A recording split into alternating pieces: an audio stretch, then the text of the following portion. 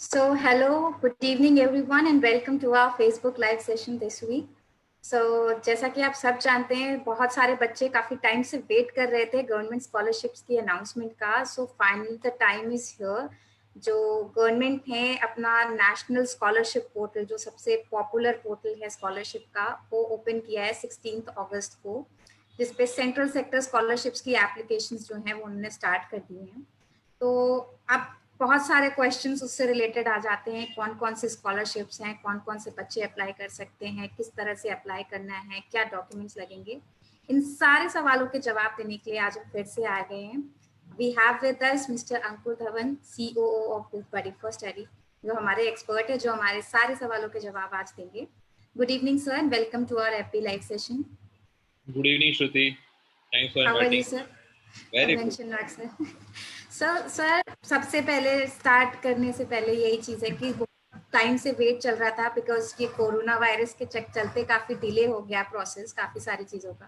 तो सबसे पहले स्टार्टिंग से हम यही डिस्कस करते हैं कि ये स्कॉलरशिप्स हैं क्या और उनके बारे में थोड़ा सा आप ब्रीफ बता सकते हैं सर. नेशनल स्कॉलरशिप पोर्टल की जो बात हम करते हैं.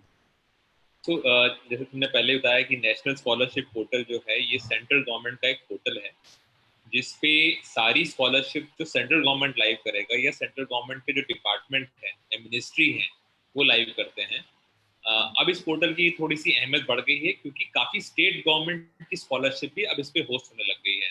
जैसे कि उत्तराखंड गवर्नमेंट हो गई या असम गवर्नमेंट हो गई, काफ़ी नॉर्थ ईस्ट की जैसे मणिपुर हो गई, और काफी हमारी जो यूटीज हैं जैसे कि पुडुचेरी हो गई, गोवा हो गया, इन सब स्टेट्स की स्कॉलरशिप और यूटी की स्कॉलरशिप जो है इस पोर्टल पे लाइव होती है. डिफरेंट टाइम पे डिफरेंट स्कॉलरशिप लाइव होती हैं, बट जनरली हमने देखा है कि लास्ट ईयर तक तो जुलाई के एंड में या जुलाई की मिडिल में ये स्कॉलरशिप पोर्टल्स में सारी स्कॉलरशिप लॉन्च हो जाती थी.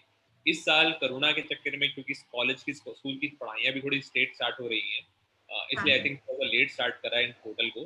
बट आज के टाइम में यहाँ पे काफी स्कॉलरशिप लाइव हो चुकी हैं एंड स्टूडेंट्स चाहे तो जाके अप्लाई कर सकते हैं. यहाँ पर एक ही पोर्टल पे आपको जो भी एप्लीकेशन करनी है वो कर सकते हैं. तो इसका बेनिफिट ये है कि आपको अलग अलग जगह नहीं जाना है. आप एक बार यहाँ अपना प्रोफाइल क्रिएट करेंगे और प्रोफाइल क्रिएट करने के बाद आप जिसके लिए भी एलिजिबल है आप उस एप्लीकेशन में अप्लाई कर दीजिए. अगले साल अगर आप उसी को रिन्यू करना है तो रिन्यू कर सकते हैं, नहीं तो आप दूसरी स्कॉलरशिप भी आप उसी पोर्टल से अप्लाई करेंगे. आपका पुराने साल की इन्फॉर्मेशन वहाँ विजिबल रहेगी. ओके. तो सर पोर्टल जैसे नेशनल स्कॉलरशिप पोर्टल की बात करें तो उस पे कौन कौन से डिपार्टमेंट्स हैं, आपने जैसे बताया कौन कौन से डिपार्टमेंट्स हैं जो कि स्कॉलरशिप उस पे लिस्ट करते हैं मेजर? सबसे पहले जो बड़ा नाम आता है वो आता है मिनिस्ट्री ऑफ माइनॉरिटी अफेयर्स, जिसको हम लोग मोमा स्कॉलरशिप के नाम से भी आते हैं. काफी पॉपुलर स्कॉलरशिप है, काफी बड़ा अमाउंट डिसबर्स करते हैं हर साल ये लोग. इसके बाद जो दूसरा बड़ा नाम आएगा वो मिनिस्ट्री ऑफ ट्राइबल अफेयर्स है, जो कि ST स्टूडेंट्स के लिए स्कॉलरशिप लॉन्च करते हैं. इसके बाद आपका मिनिस्ट्री ऑफ होम अफेयर्स है जो कि आपका CRPF और आर्म्ड फोर्सेस के लिए लॉन्च करते हैं. मिनिस्ट्री ऑफ रेलवेज है जो RPF के लिए लॉन्च करते हैं. आपका मिनिस्ट्री ऑफ डिसेबल्ड पर्सन है, एम्पावरमेंट ऑफ डिसेबल्ड पर्सन है, तो डिसेबल्ड स्टूडेंट के लिए स्कॉलरशिप लॉन्च करते हैं. इसके अलावा आपका जो है ministry of labour and employment है जो कि स्पेसिफिक BD वर्कर्स और कुछ और प्रोफेशंस के बच्चों की हेल्प करने के लिए, जो बच्चों के फादर अगर उस प्रोफेशन में है तो उनकी हेल्प करने के लिए स्कॉलरशिप लॉन्च करते हैं. तो कुल मिला के करीबन 7 या 8 डिपार्टमेंट है जिनकी स्कॉलरशिप इस पोर्टल पे लॉन्च होती है. ओके. तो सर कुछ की स्कॉलरशिप्स, कौन सी की स्कॉलरशिप्स होती हैं जो वो लॉन्च करते हैं, उनके बारे में सर थोड़ा सा बताएंगे? हाँ, तो सबसे पहले जो मैंने बोला कि मिनिस्ट्री ऑफ माइनॉरिटी अफेयर जिसकी स्कॉलरशिप सबसे बड़ी होती है, वो लॉन्च होती है. उसमें 3 पार्ट होते हैं. एक है प्री मैट्रिक जो कि क्लास 10 तक होता है. आप क्लास 1 से लेके क्लास 10 के बच्चे जो है वो प्री मैट्रिक में अप्लाई कर सकते हैं. उसके अलावा वहाँ पर होती है पोस्ट मैट्रिक जो कि क्लास 11, 12 और हायर एजुकेशन के लिए होती है. इसके अलावा जो तीसरी होती है वो होती है merit come means for professional and technical courses. तो अगर आप कोई प्रोफेशनल कोर्स कर रहे हैं जैसे लॉयर बन रहे हैं या टेक्निकल कोर्स कर रहे हैं जैसे कि आपने इंजीनियरिंग कर रहे हैं या मेडिकल कर रहे हैं, तो उन बच्चों के लिए ये पर्टिकुलर स्कॉलरशिप लॉन्च होती है. अगर आप डिसेबल्ड हैं तो आप ministry for empowerment of disabled persons की भी स्कॉलरशिप है. उसमें भी 3 पार्ट है, प्री मैट्रिक, पोस्ट मैट्रिक और टॉप क्लास, उसमें अप्लाई कर सकते हैं. अगर आप SC हैं, SC शेड्यूल कास्ट को बिलोंग करते हैं और आपके पास कास्ट सर्टिफिकेट है तो आप ministry of social justice and empowerment की स्कॉलरशिप पे अप्लाई कर सकते हैं। अगर आप पर्टिकुलरली बीडी वर्कर के बच्चे हैं तो pre matric and post matric for beedi worker launch होगी ministry of labour and empowerment की।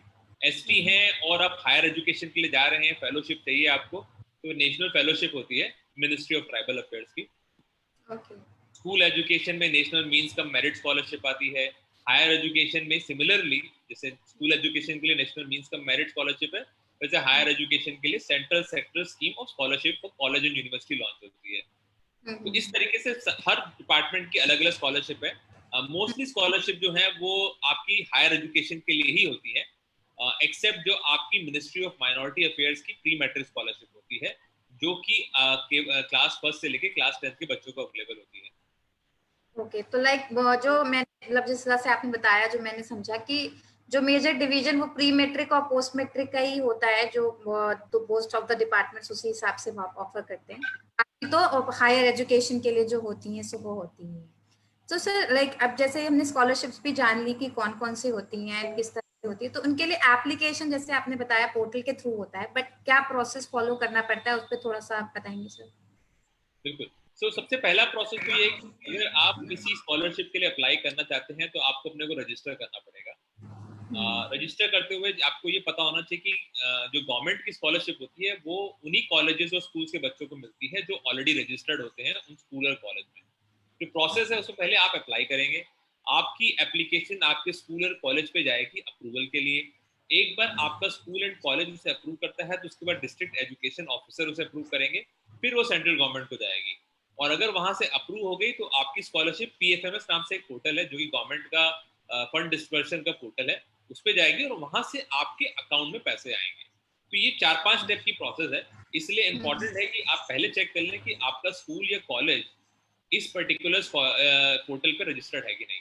अगर वो रजिस्टर्ड नहीं है तो आप जाकर के अपने स्कूल और कॉलेज से बात करिए, वो ऑनलाइन भी रजिस्टर कर सकते हैं और डिपार्टमेंट जो अपना डिस्ट्रिक्ट एजुकेशन ऑफिसर है उसके साथ कोऑर्डिनेट करके भी अपना रजिस्ट्रेशन करा सकते हैं। अगर आपका स्कूल या कॉलेज रजिस्टर्ड है तब आपके लिए सिंपल प्रोसेस है, आपको जाकर के अगर आप पहली बार अप्लाई कर रहे हैं तो न्यू रजिस्ट्रेशन पे क्लिक करिएगा। न्यू रजिस्ट्रेशन पे क्लिक करने के बाद आपको अपने डिटेल्स देने होंगे, जिसमें कि इंपॉर्टेंट डिटेल है कि आप अगर मैं कहूंगा कि अगर आप प्री मैट्रिक के बच्चे नहीं हैं और पोस्ट मैट्रिक हैं तो पक्का ही आपको अपना मोबाइल नंबर भी चाहिए होगा, आपको अपना अलग बैंक अकाउंट भी चाहिए होगा।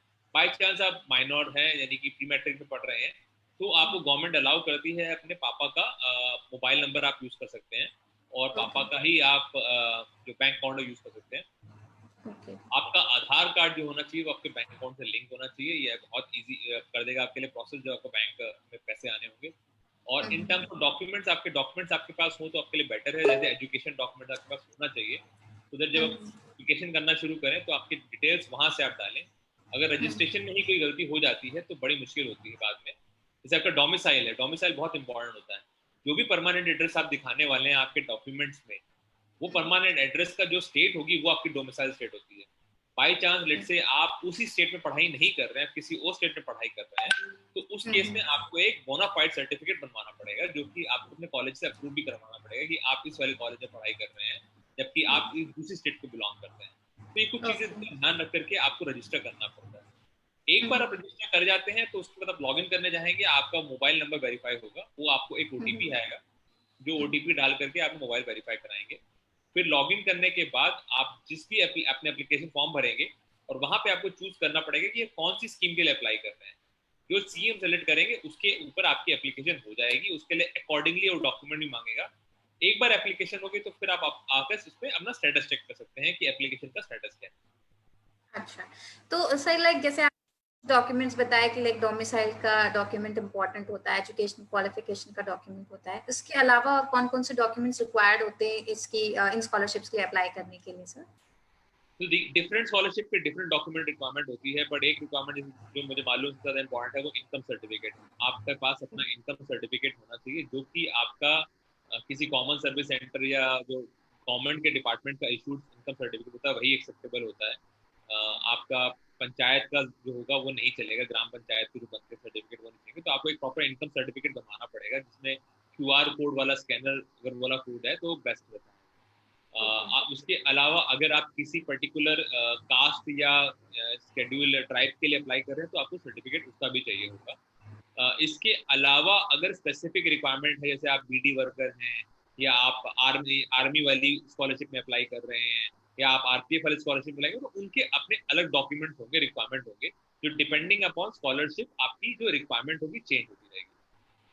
ओके लाइक एक मेरे पास मतलब मुझे एक ये आइडिया था कि प्री मैट्रिक स्कॉलरशिप्स जो होती हैं उनकी एप्लीकेशंस के लिए डॉक्यूमेंट्स हमें नहीं अपलोड करने पड़ते हैं सर, ऐसा है क्या? मतलब क्या है सिनेरियो? हाँ, तो बेसिकली अगर आप माइनॉरिटी वाली स्कॉलरशिप की बात करें प्री मैट्रिक में तो वहाँ ज़्यादा डॉक्यूमेंट्स की जरूरत नहीं होती। आपको बैंक डॉक्यूमेंट तो चाहिए ही होगा और आपका आधार कार्ड चाहिए होगा। जब आप क्लास 11-12 की बात करते हैं तो आपको क्लास 10 की मार्कशीट चाहिए होगी और फिर वहाँ पे आपके और भी डॉक्यूमेंट्स की रिक्वायरमेंट आएगी। ओके सो लाइक इसके अलावा जैसे अभी स्टेटस मान लीजिए बच्चों ने अप्लाई कर लिया, प्रोसेस उनका हो गया, अब if they want to check कि उनकी एप्लीकेशन कहाँ पे है, किस मतलब उसका स्टेटस क्या है, तो वो कैसे चेक कर सकते हैं?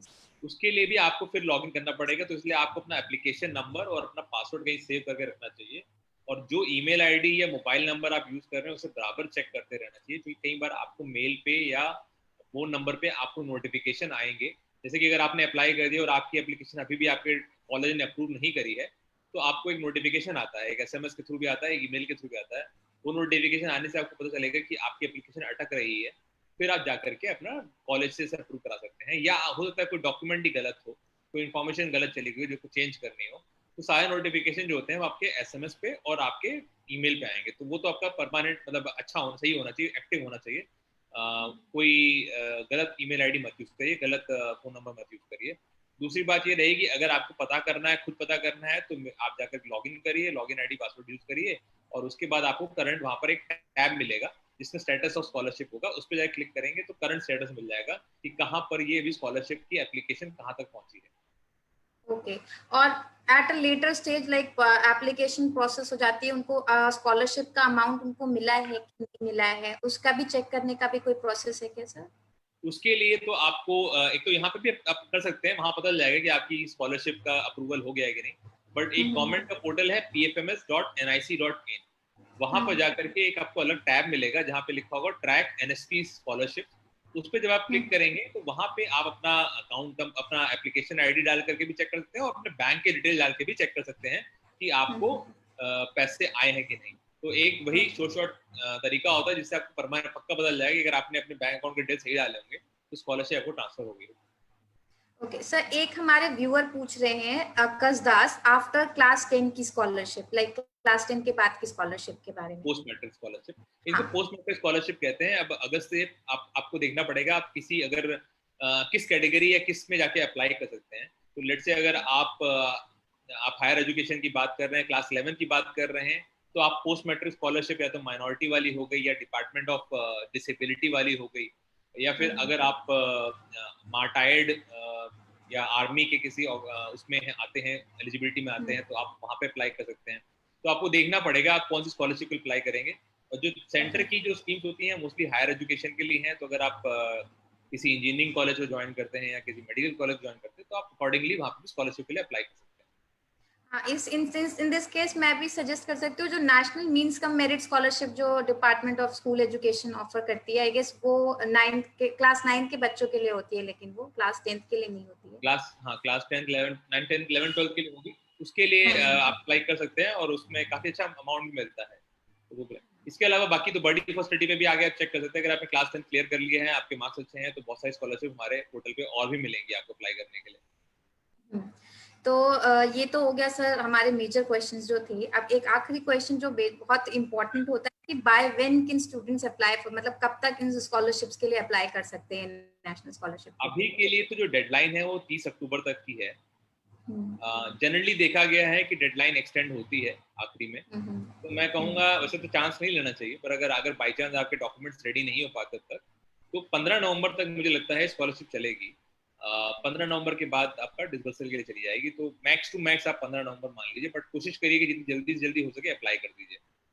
ओके सो लास्टली सर कोई पीस ऑफ एडवाइस आप स्टूडेंट्स को देना चाहेंगे कि क्या करना चाहिए उनको अपने एप्लीकेशंस में या फिर किसी और चीज में? बिल्कुल बिल्कुल। देखिए अभी क्या होगा, स्कॉलरशिप की एप्लीकेशन आप आज करेंगे और आपके पास पैसे आएंगे जनवरी, फरवरी या मार्च में, उसमें काफी टाइम लग जाता है। तो आप जो भी डिटेल्स आप दे रहे हैं, जो पर्सनल डिटेल दे रहे हैं, चाहे आप मोबाइल नंबर दे रहे हैं या ईमेल आईडी दे रहे हैं या बैंक अकाउंट दे रहे हैं, एंश्योर करिए वो एक्टिव रहे और जो भी डिटेल आप दें वो करेक्ट दें। और इन बिटवीन जो प्रोसेस है, जैसे कि श्रुति ने पूछा था कि स्टेटस कैसे चेक करना है, अपना स्टेटस चेक करते रहिए। अगर किसी भी रीजन से कोई स्कॉलरशिप की एप्लीकेशन अगर आपकी स्टक हो रही है, या तो डिस्ट्रिक्ट एजुकेशन ऑफिसर पे या कॉलेज नहीं अप्रूव नहीं करी, तो आप उसको प्रोएक्टिवली जाके अप्रूव करवाइए और उनसे समझिए कि किस कारण से अटक रही है, वो आपको रिजॉल्व करना पड़ेगा।